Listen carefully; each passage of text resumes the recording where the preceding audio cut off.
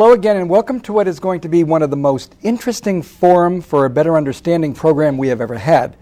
This is our 325th effort at bringing to you an interfaith sharing around an important topic. And believe it or not, we have never quite had a program about chant, about that type of music, those melodies, those texts that unite us as we pray in different languages, as we sing with different sounds. So we are very glad to have a very important panel today assembled from all over the universe, actually.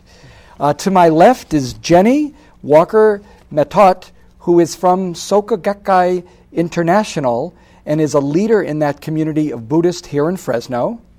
In the center of our team, we have Onehawk Hirajeta, who happens to be a Comanche Nation member, but also the spiritual leader of the Four Winds Lodge Recovery Center. And across from me is someone that looks like my mirror. It's actually my brother, and he is a liturgical minister for the Archdiocese of San Francisco and someone who I am so glad has found himself here to be with us again. Thanks, Rob, Onehawk, and Jenny. As we begin, I wonder if each of you, beginning with Jenny, could tell us just which religion, which faith, which tradition you are most comfortable with, and where chant fits into that tradition, where song becomes so important for you when you pray. Jenny. Well, actually, I feel very comfortable with people from all traditions, of course, but I am a Buddhist. I am what we would call a Nichiren Buddhist. The Soka Gakkai International is a lay Buddhist organization where people practice chanting, which is our form of prayer, in 198 countries and territories around the world. We chant a mantra, Nam Myoho Renge Kyo, and the purpose of chanting, I would like to share a quote, actually, Please. if I could, from the person who founded this Buddhism, Nichiren Daishonin. He lived in 13th century Japan, known as the Kamakura period. He established this practice in 1253. And he writes here, Shakyamuni Buddha, who attained enlightenment countless kalpas ago, the Lotus Sutra that leads all people to Buddhahood, and we ordinary human beings are in no way different or separate from one another. To chant Nam Myoho Renge Kyo with this realization is to inherit the ultimate law of life and death. So, chanting Nam Myoho Renge Kyo. Nam Myoho Renge Kyo is the title of the Lotus Sutra, which we believe are the highest teachings, the last teaching that Shakyamuni Buddha expounded. And essentially, Nam is a Sanskrit word that means in devotion to or to dedicate one's life to. And Myoho Renge Kyo are Chinese words. Myoho means, Myo means mystic or wonderful, and Ho means phenomena or life. We put them together, Myoho, and in brief, we say the mystic law, or the law of cause and effect. And we like to say that it is a way to define it is two but one. The person and the universe are sort of two separate entities, yet one at the same time, and that's the mysticness of it. So Renge means flower, lotus flower. It's really profound in Buddhism because it represents the simultaneity of cause and effect, because it flowers and seeds at the same time. The lotus flower also represents the Buddha nature, which in this Buddhist tradition we believe exists in all people, and we can manifest that through chanting Nam Myoho Renge Kyo. But in terms of Renge, the lotus flower, it grows in very murky, swamp waters and ponds. So it also represents that, any person, no matter where they're from, no matter how murky their environment may be, possesses this beautiful flower, this Buddha nature within. And then Kyo means teaching or voice. Nichiren describes Kyo as the voice of the Buddha and all beings. And we put it all together, and people spend their whole life studying this mantra, but to put it together in brief, we say it is to dedicate our life to the mystic law of cause and effect through using our voice or through sound and vibration. We recite this over and over as many times as you'd like. 1 time, 10 times, 3 times, 1,000,000 times. And that recitation of the title of the Lotus Sutra is what helps us tap into that Buddhahood within. And we define this Buddhahood as our most compassionate and wise and courageous and happiest self that all people have, whether they're aware of it or not. Before we even move on with Onehawk sharing from Native American and Rob bringing in something from Christianity, why don't you share with us, since you told us what it is, now model for us this chant. Okay. So this is a great joy. At home, all practitioners, they have their own altar at home, a space where they go to where they can do their chanting. We also have community centers, culture centers where people gather together to chant. So right now I'll just create a focal point and ring my bell and chant for you for a minute. Having a bell and having beads are not necessary keys to enlightenment. These are wonderful ways to focus and frame your practice, but they're not necessary. Chanting that's the essential point. Nam yo ho renge kyo, nam yo ho renge kyo, nam yo ho renge kyo. Nam yo ho renge go, nam yo ho renge go, nam yo ho renge go, nam yo ho renge go, nam yo ho renge go, nam yo ho renge go, nam yo ho renge go, nam yo ho renge go, nam yo ho renge go. Nam yo ho renge go, nam yo ho renge go, nam yo ho renge go, nam yo ho renge go, nam yo ho renge go, nam yo ho renge go, nam yo ho renge go, nam yo ho renge go. Nam yo ho renge go, nam yo ho renge go, nam yo ho renge go, nam yo ho renge go, nam yo ho renge go, nam yo ho renge go, nam yo ho renge kyo. Thank you. Thank you, Jenny, Thank very you. very much. Thank you. I am so glad that the next person to share is Onehawk, because I'm wondering, Onehawk, if you can just build on what we just heard a chant. It sounds almost to me it could have been a native chant. Tell me something about native chanting and where it has any sync with the Buddhist prayer. Well, just in listening, and I've listened to lots of different music and lots of different song and chant, and we have our Asian brothers we have this connection that a lot of the traditions that got kind of went through a metamorphosis in a time when the movement was through the Bering Straits, and we became different. But at the same time, we regained a lot of the essentials, like she was saying earlier. Chanting is a form of prayer for us. It's also a form of rejoicing, of celebrating, and a lot of times, well, like for instance, just not too long ago, the New Year's Eve program here in Fresno, which is held every New Year's Eve day, it's called the powwow, New Year's Eve powwow. But at every powwow, there is a blessing, there is a chanting, there is a prayer, both in native language and also in the chant prayer. And these celebrations that are looked on by other people that are not too culturally correct or too culturally informed are looked on upon as a celebration, but it's really a ceremony.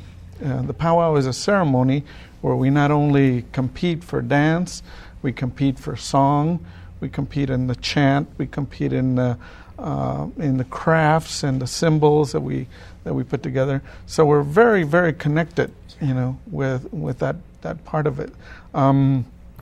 I enjoy chanting. My religious background, I was brought up as Catholic.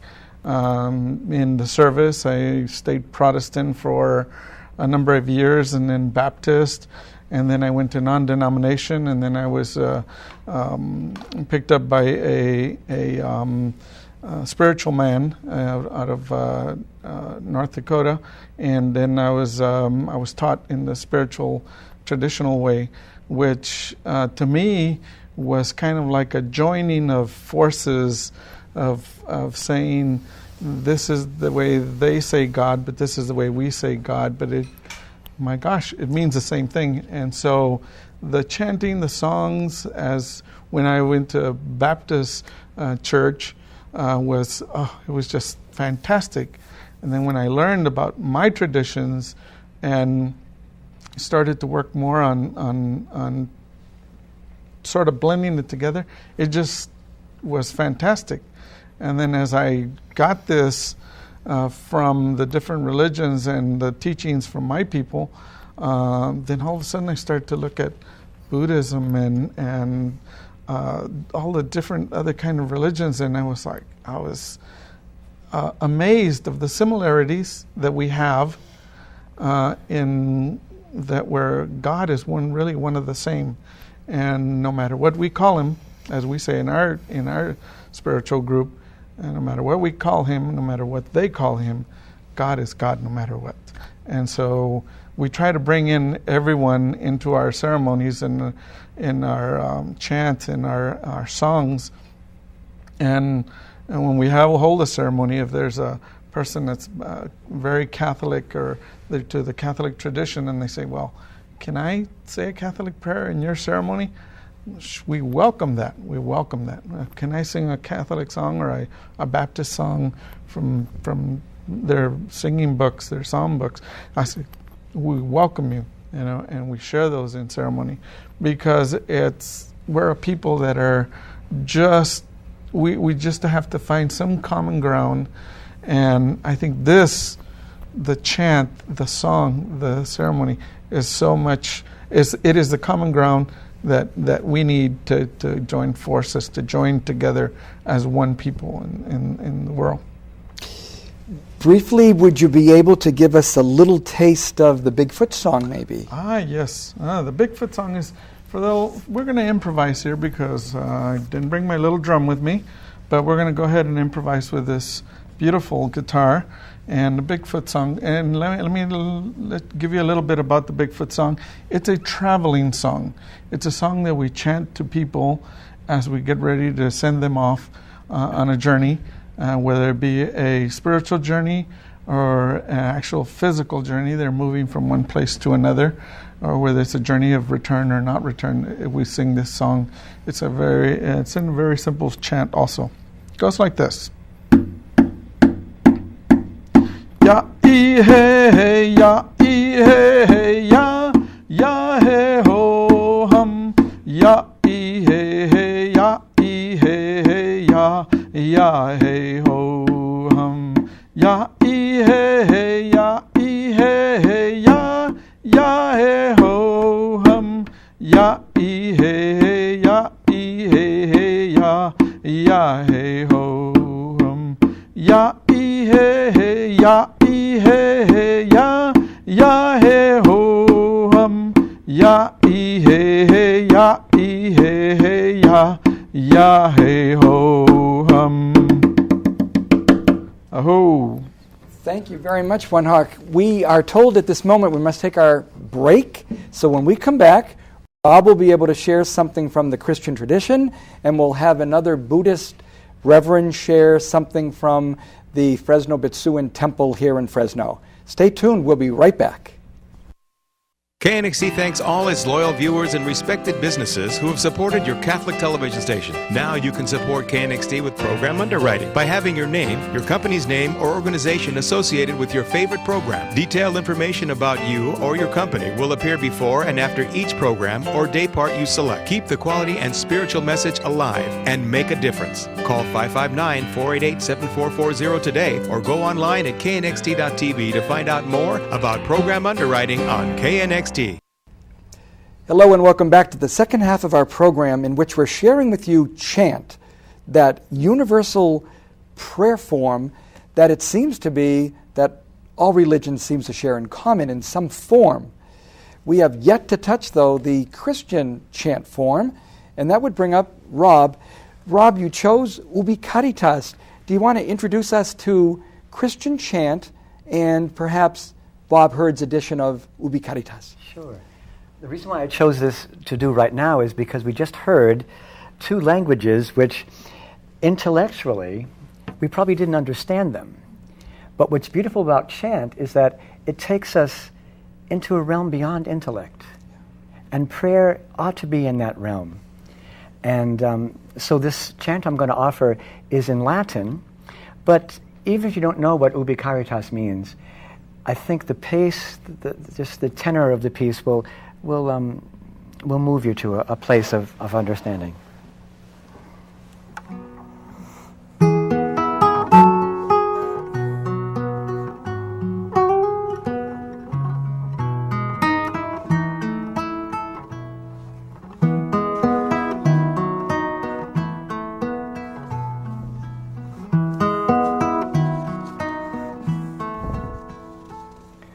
Ubi caritas est vera,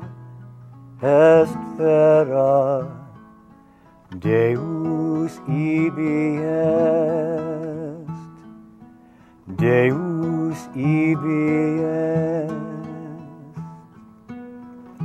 Donde hay caridad, realmente hay Dios también, hay Dios también. Where there is love, so truly,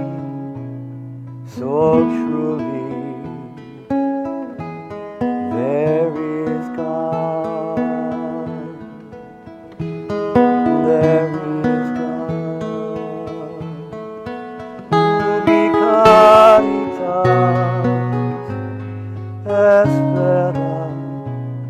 est vera, Deus ibi est, Deus ibi est.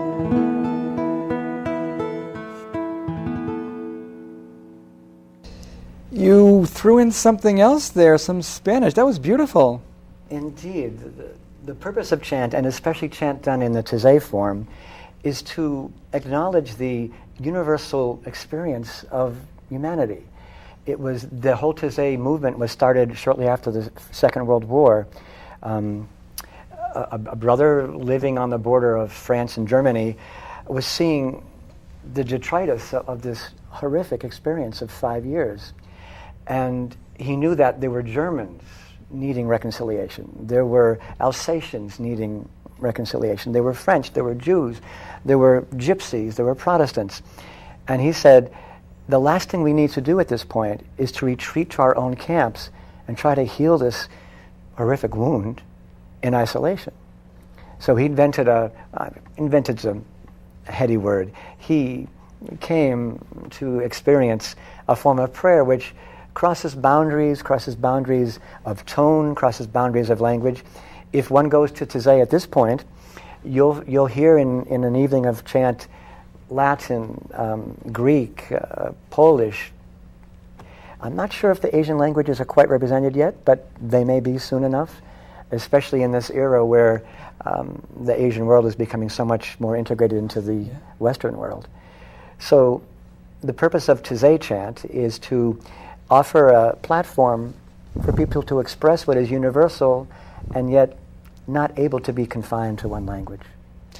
Why don't you share then one more from Taizé that you know you've worked up, and then we'll let Kurt introduce. We'll introduce Kurt with a chant from Buddhism, but one more from Taizé. Sure.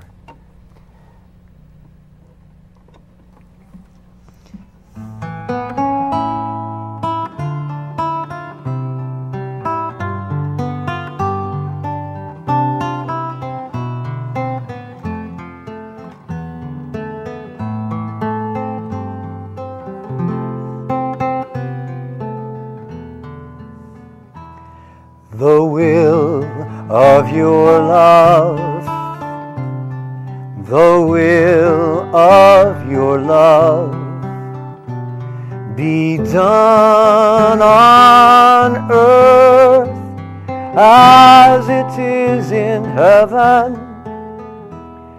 the will of your love, the will of your love, be done on earth as it is in heaven. Tu voluntad,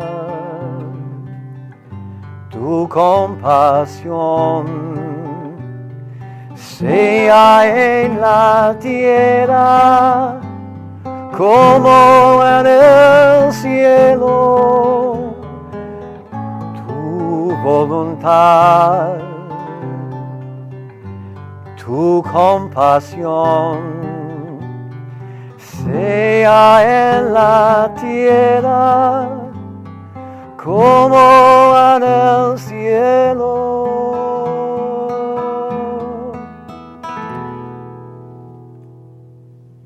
Thank you, Ron, for showing how important it is to blend when we pray, not only music, but languages, tone, feeling, and spirit. And that would bring up Reverend Kurt Rai, who is a priest in the Buddhist tradition at the Fresno Betsuan Temple here. I wonder, Kurt, if you could introduce the importance to you of chant and then share with us the chant you brought, San Bujo. Tell us a little bit about, for you, the significance of this form prayer. Well, it's very important, like we were talking, that it goes beyond our intellectual thought. And our school of Buddhism has been in America for 110 years, and it's a Japanese school, and originally everything was done in the Japanese language, and the only thing that remains in Japanese to this day is the chanting. And it's very interesting because our tradition of chanting is part of our larger service, which we include singing and aspirations and a talk. But also, for 500 years, we actually do the chanting specifically just before we do the Dharma talk because it's a form of meditation. And so it's a time for what we call our Sangha, which is our religious community, to get together, to breathe together, to chant, and to calm their minds so they can hear the sermon.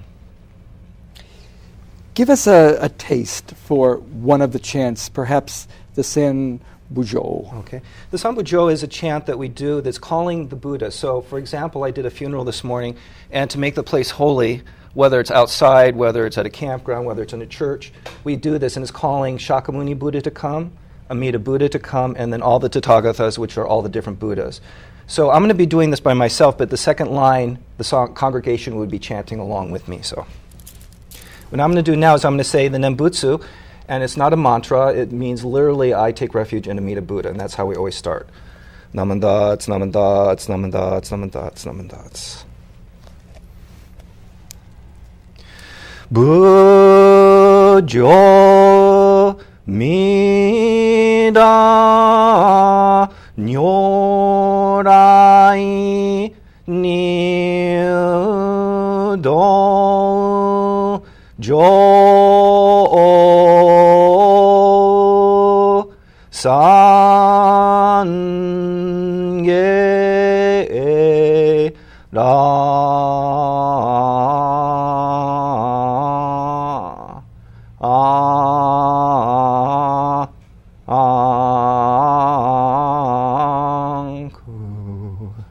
Bujo Shaka Nyorai Nido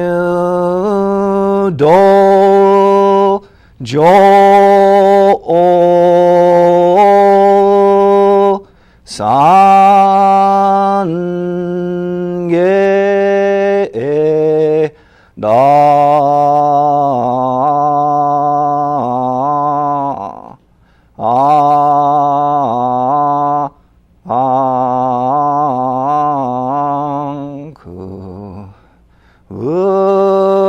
Ujo Jipo Nyorai Nido Jo Sange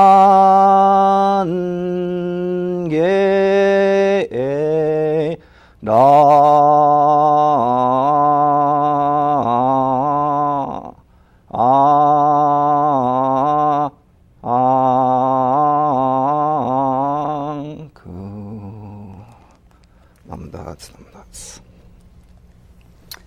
Thank you, Reverend Rye. We have about 2 minutes, which lets each one of you perhaps have a final either question to one of the panelists or final thought. I wonder if, Kurt, you had anything else you did want to share about your own tradition or a comment about any of the chants you heard in the program. Well, I think it's interesting because, I think we're talking about the universality of God, and spirituality is definitely a universal concept. And so the three people that are representing Buddhism here today are not Japanese. And so I think that that's an interesting statement and shows the universality of all spirituals. Thank you. Yeah, Onehawk. I feel the same way. I feel that all three of us, and parties left also, we represent a form, a spirituality that is united and needs to be recognized so that we can work on common causes, joining people together again. Rob, 30 seconds. 30 seconds. I'll pick up on a brilliant statement by Jenny about how she uses chant to awaken the inner Buddha. Yeah. Here's a contemporary composition in the same vein.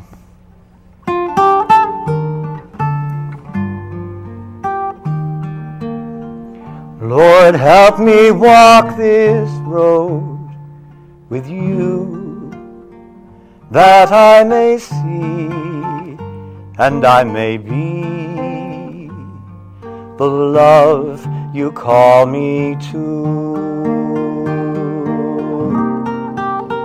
Lord, help me walk this road with you, that I may see and I may be the love you call me to.